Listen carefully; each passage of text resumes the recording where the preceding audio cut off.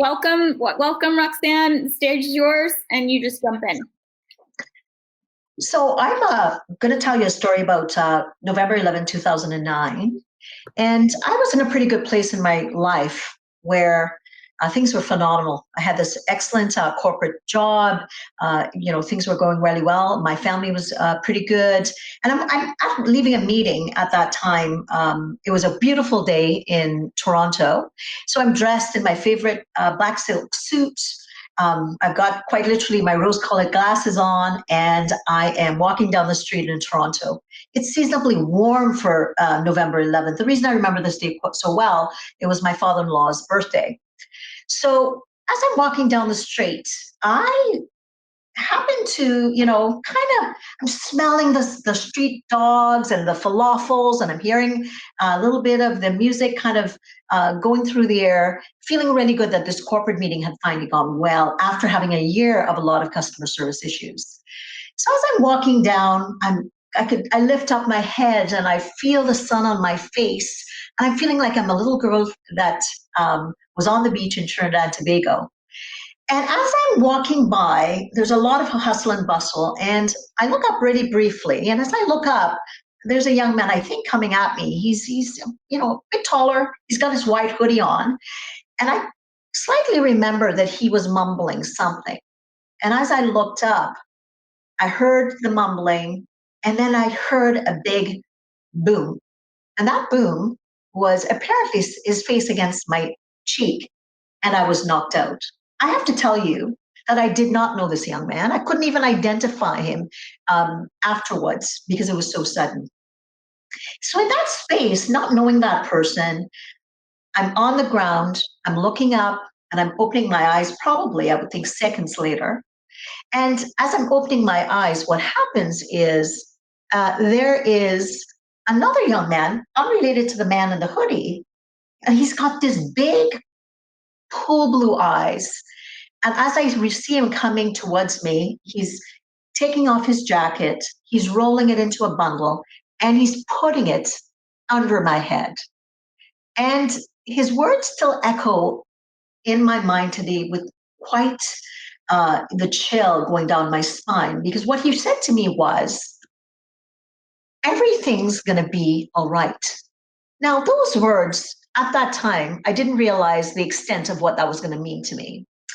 But in fact, what happened is, from that day onwards, I recognized that I was an imposter. I was living a life that looked shiny and bright on the outside. But on the inside, there was a lot of things that were not going well.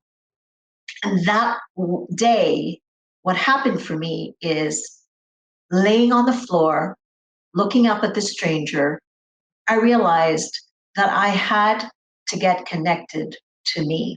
And you're probably thinking, what does it have to do with me? Why are you telling me the story? And what does it have to do with leadership? But I'm going to tell you that in my life, what I had recognized is I was disconnected from the authentic me, the person that had the phenomenal life, lived on the cul-de-sac, had a little boy, had the corporate career, had the husband, but there was a part of me that I was hiding. And on that day, I woke up where I started to listen to the authentic voice deep down inside.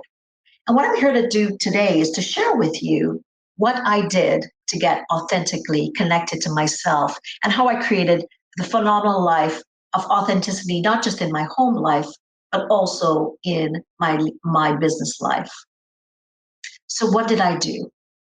Well, first of all, what I recognized is that there was a lot of chatter in my head that said, it's not that bad.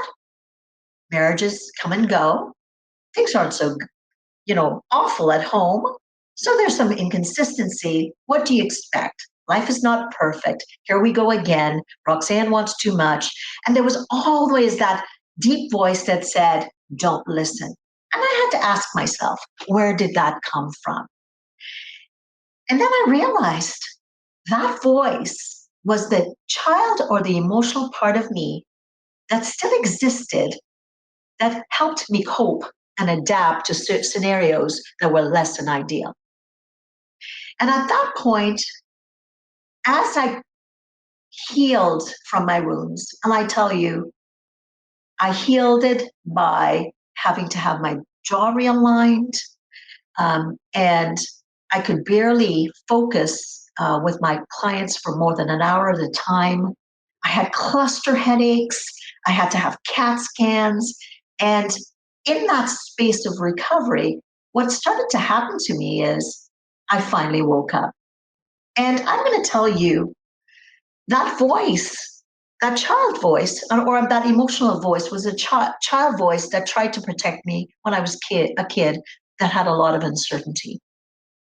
So I'm going to tell you what I did. I got connected with what I called my authenticity blockers. So there are 5 authenticity blockers, of which there is self-awareness, openness to others' perspectives, relational transparency, connection and recognition. But what I did is I focused on awareness. So what did I do? So that voice in my head oftentimes derailed me from what I really needed because that little girl had to disconnect in order to survive. Uncertainty at home, with a family that had a bit of, I would say, chaos at the beginning. So, well, how did I do that? I did that by a method that I've created, which is called slow. So, slow is just like it sounds. The first one is to stop and reflect on life. So, slowly, as I healed, I started to reflect on my life. What did I have? I had so many phenomenal things around me.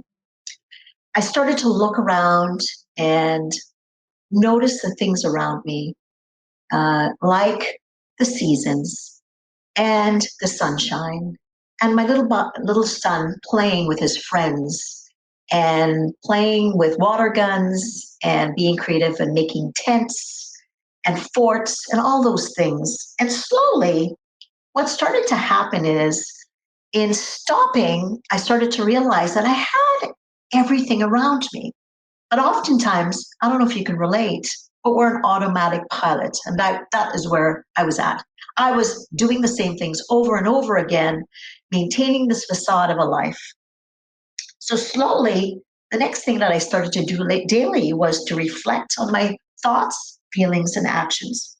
So how did I do that? Well, my body, like your body, teaches you what you need to know. But guess what I did? My headaches, I negated. My sleepless nights, I thought, oh, it's lack of structure. But really, our body, what it does is it protects us on a profound level. And it always wants to make sure that we're okay. So I'm sure you've heard about the concept fight, flight, or freeze. So what I did is I was oftentimes frozen. That was my pattern. So I would get frozen and then just function. But I oftentimes wouldn't feel. So what I started to do is I started to spend time in my body. I started sitting quiet. I started to do normal breath. And a bit at a time, I started to befriend the space that oftentimes I filled up with busyness and achievement. And slowly, what started to happen is at times I would say, okay, my body, what are you trying to tell me today? And then I got these epiphanies of messages that said, today I want you to stay in your pajamas and I want you to watch whatever you want to watch on TV. Or I want you to have that favorite snack. And slowly I started to do those small incremental things alone that seemed like not much, but they were additive. I started to reconnect with me. What did I like? What did I not like? What did I want to have to happen today? And all those things.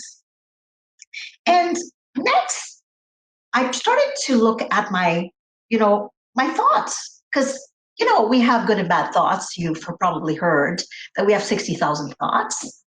Well, I often bought into a lot of thoughts that were not positive for myself at that point, saying that maybe I didn't deserve to be happy. Maybe this is what happens after 25 years of marriage. Maybe I'm looking for perfection. And after a time, what started to happen is I started to realize, why not look at the positive thoughts and start to befriend the negative ones? Because the negative ones also had messages. So in befriending the negative ones and looking at it for what they were, they gave me information about the things that were no longer working for me and helped me start to create a plan about how are you going to make a change. And the next, it was to the W, which was to wake up my senses. How was I going to shift out of this emotional space that I put myself into? So how did I do that? So we have five senses. So what I started to do was I started to look at things in my environment that made me happy. Pictures when my son was a baby, pictures about my memories in Trinidad, pictures of my favorite beaches, of which one is called Mayaro or Cancun, or just landscapes. I started to just kind of pour that into my space. So that was the visual. Then I started to listen to music. I love the flute and the harp and the steel pan and the piano. And I would listen and just embody that space, which again helped me to stay present. Um, I focused on the things that I love to eat. And a lot of people would say to me, I love chocolate. How often can I do that? But I say, once in a while, just feed the glands in your mouth, be it with a cup of tea or the best coffee or the best chocolate. I started to slowly focus on that sensory. And then eventually, next, I draped myself in things that made me feel like I was in a cocoon, that soft place, the silks that were on my pajamas. And I really started to feel them. And next, I went and into nature and smelt the surroundings that I was in, or I used diffusers and candles. What I was technically doing there was I was bringing myself to the present. When you bring to yourself to the present, what happens is it helps you stay focused on what's important. So here I am. I'm telling you, I've been inauthentic. And all the information was around me. But oftentimes, I was holding on to things that I wanted to make fit into my life. And unfortunately, at that point, it was already finished, but I was still holding on. So, what did I have to do? I had to make the change and look around me and see why was I doing what I was doing. I was trying to hold on to a concept of a situation that no longer fit where I was at. And the biggest teacher for me as moms, as which I'm sure you can appreciate, was my son. What did I teach him? I taught him how to be safe. So I started to think, if I can teach him, that means I know how to. I just have to give it to myself. Then I started to be patient because I taught him. And I would say to him often, buddy, and before he could barely speak, I would say, what is patience? And he would say, a virtue, because he couldn't say virtue. So I started to be patient with myself, with what I wanted. I started to model the behavior that I wanted for my son. So what did I want for myself? I wanted happiness. I wanted contentment. I wanted to feel good in my body. I wanted to sleep and I wanted to focus. And then I realized that I needed to nourish me first. So I was adapting because I wanted this dream of what was in front of me. And in fact, it never was there for quite a long time. So I had to accept it. So 10 years later, I can tell you, I aligned myself again through all these techniques. I stopped, I listened, I observed, and I woke up. So what I'm going to say to you is the biggest thing that I learned was look around you, listen, stop. And I'm going to tell you a story in closing that made it all worthwhile for me. 6 years ago at my book launch, my son read the acknowledgments to my book, which was the most overwhelming moment of my life. And on the way home in the car, he says to me, Mommy, I got to tell you something. And I said, what's that, love? And he said, tonight was the biggest night of my life. And I said, all right, who told you to say that? Grandma or grandpa? And he goes, no, mommy, it's all me. It made it all worth it. So I have a challenge for you. If you are living any part of your life that's inauthentic, step back and think, what is my authenticity blocker or blockers? Focus on it and think, what is it that I can do about it? And my challenge to you is to go out, recognize that blocker, and within 24 hours from now, do one small, important step to being a bit more authentic in that part of your life. Thank you.